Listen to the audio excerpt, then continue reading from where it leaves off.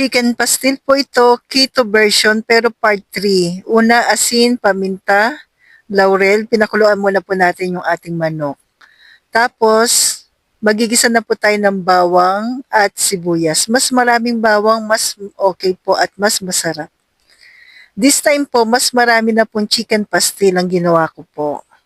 Pero less oil. Yan, ganito karami po yung ating chicken na nahimay.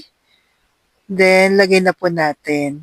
Pero medyo maliit yung aking kawali dito, kaya po ililipat natin sa mas malaki po. Nagbawas po ako ng oil dito kasi parang nakita ko mas okay na konti lang. Yan, katulad po niyaan. Pero yung sarap, grabe. Umabot po siya ng mga 1 to 2 months pa na naka-stock sa ref. Coco Aminos, then add pa tayo ng asin kasi matabang po siya. At medyo manamis-namis kasi si Coco Aminos. Yan.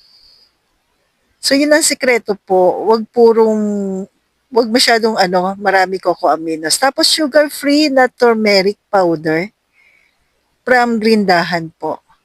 Mas marami po yung nilagay ko dito para lasang-lasa ko yung niya. Tapos chili flakes din.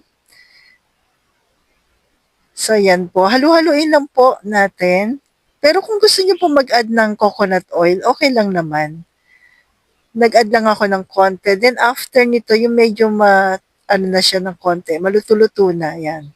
Kasi saglit lang naman po, luto na rin yung manok. Okay na yan. Ang sarap niyang ka-low carbs. Try mo na po. Tapos, pwede siyang pambaon at pang-stock sa ref. So, stay healthy, stay low carb.